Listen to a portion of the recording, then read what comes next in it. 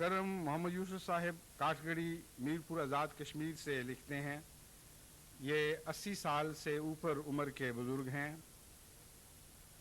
ان کی بات سمجھنے کے لیے میں اس تحریر کا پس منظر بتا دیتا ہوں۔ جب ایبٹ آباد میں جماعت احمدیہ نے جلسہ کیا اور صاحبزادہ عبدالرشید صاحب کے ہاں یہ جلسہ منعقد ہوا تو اس جلسے کو اتنا بڑا جرم قرار دیا گیا کہ اس کے نتیجے میں صاحبزادہ عبدالرشید سمیت تمام ان احمدیوں کو حراست میں لینے کے احکام جاری کر دیے گئے جو اس جلسے میں شریک تھے۔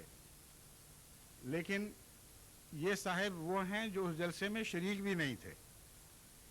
یہ بیچارے پینشن یافتہ ہیں اور آزاد کشمیر سے اپنی پینشن لینے کے لیے ایبٹ آباد آئے تھے، اور جس دن پولیس صاحبزادہ صاحب کو گرفتار کرنے کے لیے آئی، یہ صاحبزادہ صاحب سے مل کر اپنی پینشن کے سلسلے میں کوئی مدد لینا چاہتے تھے۔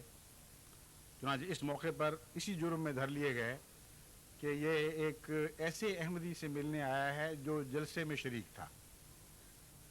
کہتے ہیں پیارے آقا، میں 75 دن جیل میں رہنے کے بعد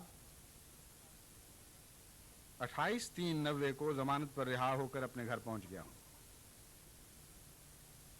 آگے لکھتے ہیں، مہدی منیا ہتھ کڑیاں جھلیاں اساں چم چم لائیاں باہاں نال۔ مہدی منیا، ہم نے مہدی کو مانا اور اس کے نتیجے میں ہمیں ہتھ کڑیوں کے زیور پہننے نصیب ہوئے، چنانچہ ہم نے چوم چوم کے انہیں باہوں میں ڈالا۔ 81 سال کی عمر، دمہ کا مریض، کبھی ہسپتال میں کبھی جیل میں، بس یوں ہی چکر لگتے رہے۔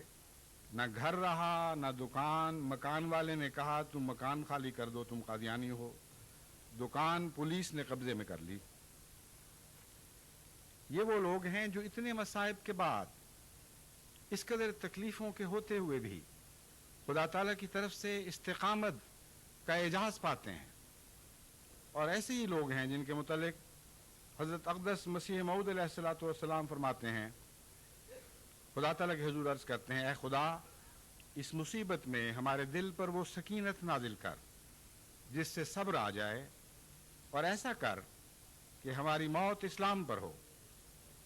جاننا چاہیے کہ دکھوں اور مصیبتوں کے وقت میں خدا تعالیٰ اپنے پیارے بندوں کے دل پر ایک نور اتارتا ہے جس سے وہ قوت پا کر نہایت اطمینان سے مصیبت کا مقابلہ کرتے ہیں اور حلاوت ایمان سے ان زنجیروں کو بوسہ دیتے ہیں جو اس کی راہ میں ان کے پیروں میں پڑی۔ بس یہ باتیں جو آپ حضرت اقدس مسیح موعود علیہ الصلوۃ والسلام کی تحریروں میں پڑھا کرتے تھے، آج کثرت سے پاکستان کی گلیوں، ان کے شہروں، ان کے دیہات میں رونما ہو رہی ہیں، اور ہزارہ احمدی ہیں جنہوں نے خدا کی محبت میں اس سے استقامت پا کر ان زنجیروں کو بوسے دیے جو ان کے ہاتھوں یا ان کے پاؤں میں ڈالی گئی۔